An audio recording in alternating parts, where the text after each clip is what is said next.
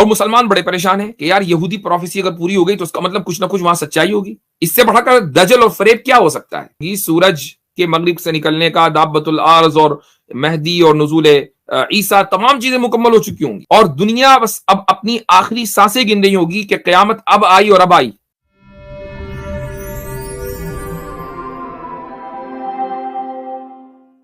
آج کل لال گائے کو ذبح کرنے کا مسئلہ چلا ہوا ہے کہ جی وہ ایک یہودی یا جوش پروفیسی ہے جو پوری ہونے جا رہی ہے. لال گائے ذبح ہوگی اور اس کے بعد پھر ٹیمپل بنے گا. تو یہ لال گائے ذبح کرنے کا چکر کیا ہے؟ کہتے ہیں کہ جی ایسی گائے جب ملے گی اس کو ذبح کیا جائے گا اور اس کے بعد اس کے خون کے قطرات کو کچھ جو چیف رابائز ہیں ان کے اوپر ڈالا جائے گا اور اس کے ان گایوں کو ذبح کرنے کے بعد ان کو جلا کر اس کی راکھ کو ان کے اوپر ڈالا جائے گا، تب جا کر پیور ہوں گے. ابھی تک امپیور چل رہے ہیں 2000 سال سے. جب ٹیمپل 2000 سال پہلے، تقریباً 1940 سال پہلے یہ ٹیمپل توڑا گیا تھا، تو اس وقت سے یہ امپیور چل رہے ہیں. اب کوئی ان سے پوچھے کہ بھائی تمہیں خدا نے امپیور کیا یا تم نے خود ہی اپنے آپ کو امپیور مان لیا؟ چونکہ تورات تو 2000 سال پہلے حضرت موسیٰ علیہ الصلوۃ والسلام کے اوپر نازل ہو چکی. تمہیں کس نے بتایا؟ اور عیسیٰ علیہ الصلوۃ والسلام کو تم مانتے نہیں ہو، تو تمہیں کس نے بتایا کہ تم امپیور ہو؟ خود ہی اپنے طور سے اپنے آپ کو امپیور مان لیا. اب یہ جو میں نے آپ کو بتایا کہ یہودیوں کی یہ پروفیسی ہے، اس سے ملتا جلتا ایک واقعہ سورہ بقرہ میں موجود ہے.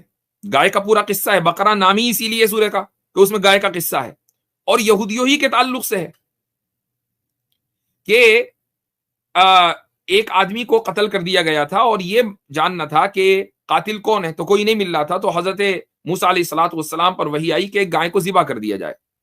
انہوں نے بنو اسرائیل سے کہا کہ بھائی گائے کو ذبح کرو، تو انہوں نے کہا کہ نہیں، گائے کیسی ہونی چاہیے، تھوڑا پوچھ کر بتائیں. تو فتنے کی عادت ہمیشہ سے رہی ہے، سیدھا سیدھا گائے کو ذبح کرنے کا حکم تھا، کوئی بھی گائے پکڑ کے ذبح کر دیتے کہ نہیں، پوچھ کے بتائیں کہ کون سی گائے. 3 مرتبہ پوچھا، یہاں تک کہ یہ بتایا گیا کہ ایسی گائے ہونی چاہیے کہ جو بالکل لال ہو، کہ جس کو کبھی کھیت میں جوتا نہ گیا ہو وغیرہ وغیرہ، اس کے اوپر کبھی وزن نہ لادا گیا ہو. پوری ایک ڈسکرپشن دے دیا گیا. ایگزیکٹ وہی ڈسکرپشن آج آپ ریڈ ہیفر کے نام سے جتنی ویڈیوز چل رہی ہیں اس میں دیکھ رہے ہیں. اور یہ ہوا کہ یہ پروفیسی اس زمانے میں پوری ہو چکی کہ جب اس طرح کی گائے ملی اور اس کو ذبح کیا تو اس گائے نے اس قاتل کا پتہ بتا دیا، پروفیسی مکمل ہو گئی. اب آپ یہ کہنے لگیں کہ جب آپ طاقت گین کر لیں اور ایک یہودی ریاست بنا لیں اور دنیا کے مسلم حاکموں کو اپنے تابع بنا لیں اور غیر مسلم حکومتوں کے اوپر اپنا اثر و رسوخ کر لیں اپنی لابینگ کے ذریعے اور اپنی سازشوں کے ذریعے، اچانک آپ لال گائے کا قصہ نکال کر لائیں اور یہ کہیں کہ ہم تو 2000 سال سے ناپاک چل رہے تھے، تو اب ہم اس لال گائے کو ذبح کریں گے اور اس کے بعد ٹیمپل بنائیں گے، دیکھو ہماری پروفیسی پوری ہو گئی. تو یہ پروفیسی نہیں ہے، یہ سازش ہے کہ ایک ایسی چیز جو مکمل ہو چکی تھی اس کو آپ آج کے حالات میں، اب جب کہ حالات سازگار ہو گئے آپ کے حق میں، آپ اس کو لے کر آ رہے اور یہ کہہ رہے ہیں کہ یہ پروفیسی ہے. تو اور مسلمان بڑے پریشان ہیں کہ یار یہودی پروفیسی اگر پوری ہو گئی تو اس کا مطلب کچھ نہ کچھ وہاں سچائی ہوگی. اس سے بڑھ کر دجل اور فریب کیا ہو سکتا ہے؟ رہی یہ بات کہ کیا بیت المقدس کو شہید کر دیا جائے گا، ممکن ہے کر دیا جائے. اس کی وجہ یہ ہے، اگر کوئی یہ سوچ رہا ہے کہ بیت المقدس کے شہید ہونے کی وجہ سے پوری بس ورلڈ وار شروع ہو جائے گی اور امت مسلمہ کھڑی ہو جائے گی، تو یہ یاد رکھیے کہ ایک مسلمان کی، ایمان والے کی جان کی قیمت بیت المقدس سے زیادہ مقدس ہے. تو 40,000 کو اگر انہوں نے شہید کر دیا اور مسلم امہ نہیں کھڑی ہوئی تو بیت المقدس کو شہید کرنے سے مسلم امہ کیسے کھڑی ہو جائے گی؟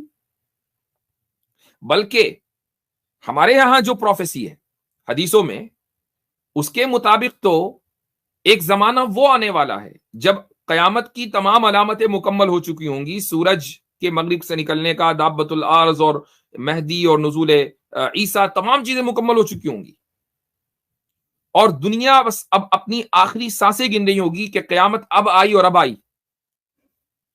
یہاں تک کہ وہ دور بھی آ چکا ہوگا کہ جب یمن سے اس طرح کی ایک ہوا چلے گی کہ جو مؤمنین کو ختم کر دے گی. مؤمنین اس دنیا میں باقی نہیں رہیں گے، چونکہ قیامت مومنوں کے اوپر نہیں آنی ہے. مومنوں کو قیامت ایک عذاب ہے، عذاب مومنین پر نہیں آتا. مومنین کو پہلے ہٹا دیا جائے گا منظر نامے سے. جب دنیا میں مومنین ہی ہوں گے تو پھر مسجدوں اور کعبے کا کیا مطلب؟ تو کعبے کو بھی شہید کیا جائے گا، لیکن مسلمانوں کی موجودگی میں نہیں. تو اگر کعبے کو شہید کرنے کی پروفیسی موجود ہے تو بیت المقدس شہید ہو سکتا ہے، پاسبل ہے. میں یہ نہیں کہہ رہا ہوں کہ ہوگا، پاسبل ہے. اور کوئی فرق پڑنے والا جو مسلم ممالک ہیں ان کی حکومتوں پر کوئی فرق پڑنے والا نہیں ہے. تو کہنے کا مقصد یہ ہے کہ ایک طرف یہودیوں نے اپنے اوپر چیزوں کو حرام کر لیا، کہا کہ 2000 سال سے ہم ناپاک چل رہے ہیں، حالانکہ خدا نے ان کو ناپاک نہیں کیا، لیکن انہوں نے اپنے آپ کو ناپاک مان لیا.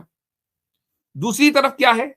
دوسری طرف عیسائیوں کا حال ہے کہ ہر چیز پاک، ہر چیز ٹھیک ہے، کوئی ٹینشن نہیں.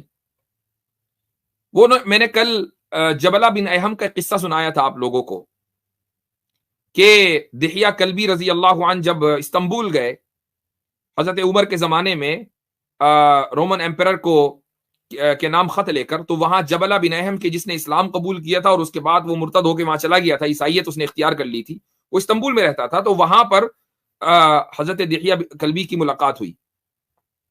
تو اس کے آگے کا قصہ آج سن لیجئے. تو جبلہ نے حضرت دحیہ کلبی رضی اللہ عنہ کا بڑا اکرام کیا، بہت ہی اعزاز کیا، اور اس نے شاندار دعوت کی ان کی شان میں. اور وہ اس طریقے سے کہ ایک سے ایک کھانے اس نے سونے اور چاندی کے برتن میں حضرت دحیہ کلبی رضی اللہ عنہ کے سامنے پیش کیے. تو دحیہ کلبی رضی اللہ عنہ نے نہیں کھایا. وہ کہنے لگا کہ بھائی کھائیں، کھانا آپ کے لیے آیا ہے. وہ کہنے لگے کہ رسول اکرم صلی اللہ علیہ وسلم نے سونے اور چاندی کے برتنوں میں کھانے سے منع فرمایا. تو جبلہ بن احم نے یہ کہا کہ ہاں منع فرمایا ہے، اللہ تعالیٰ ان پر رحمتیں نازل کرے. لیکن اپنا ماننا یہ ہے، میں یہ کہتا ہوں کہ اپنا دل پاک صاف رکھو، پھر چاہے کسی برتن میں کھا لو. اپنا دل پاک صاف رکھو، پھر چاہے کسی برتن میں کھا لو. اب یہ دیکھیں کہ ایک چیز کہ جس کو حرام قرار دیا گیا ہے، جبلہ کیا کہہ رہا ہے کہ نو ٹینشن، بس دل نیت صاف ہونی چاہیے.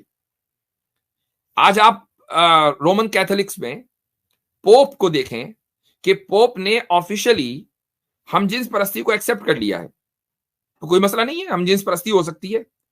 تو ببلیکل جو ٹیچنگز ہیں، تعلیمات ہیں، اس کے خلاف ہے ہم جنس پرستی. لیکن پوپ نے پریشر میں آ کر لبرلز اور سیکولر کے اس کو ایکسپٹ کر لیا کہ کوئی مسئلہ نہیں ہے. آج جب جون کا مہینہ آتا ہے نا، تو کبھی آپ کسی کرسچن یا کسی ویسٹرن کنٹریز میں جائیں، کرسچن کنٹری تو خیر بچی نہیں ہے لیکن ویسٹرن کنٹریز میں جائیں، جگہ جگہ چرچ کے باہر رینبو فلیگ ہوتا ہے جو کہ ہم جنس پرستوں کی علامت ہے، اور اس میں کہا جاتا ہے کہ ہم سب کو ویلکم کرتے ہیں. تو یہ ایک طرح ایک چیز جس کو حرام قرار دیا گیا تھا اس کو حلال کر دیا، اور دوسری طرف یہودیوں نے کہ کوئی چیز حرام نہیں تھی اس کو حرام کر دیا. تو یہودی حلال کو حرام کر رہے ہیں اور عیسائی حرام کو حلال کر رہے ہیں. یہ دو الگ الگ ایکسٹریمز ہیں. لیکن قرآن کریم کیا کہتا ہے؟ قرآن کریم یہ کہتا ہے کہ لا تحرموا طیبات ما احل اللہ لکم، کہ وہ پاکیزہ چیزیں کہ جن کو اللہ نے تمہارے لیے حلال قرار دیا ہے ان کو حرام قرار نہ دو. کوئی بھی آدمی بائی برتھ ناپاک نہیں ہے، ناپاکی لگتی ہے، کوئی ناپاک ہوتا نہیں ہے بنیادی پیدائش سے.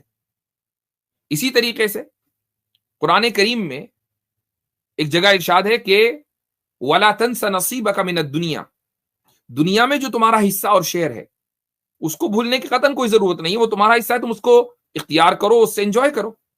وَلَا تَنْسَ نَصِيبَكَ، دنیا اپنے اوپر حرام کرنے کی قطعاً کوئی ضرورت نہیں ہے. یہاں تک کہ خود رسول اکرم صلی اللہ علیہ وسلم کو تنبیہ کی گئی. ایک موقع پر آپ علیہ الصلوۃ والسلام نے قسم کھا لی تھی کہ میں شہد نہیں کھاؤں گا، تو آیت نازل ہو گئی کہ یا ایھا النبی لم تحرم ما احل اللہ لک، کہ اے نبی جو چیز اللہ نے آپ کے لیے حلال قرار دیا آپ اس کو حرام کیسے قرار دے رہے ہیں؟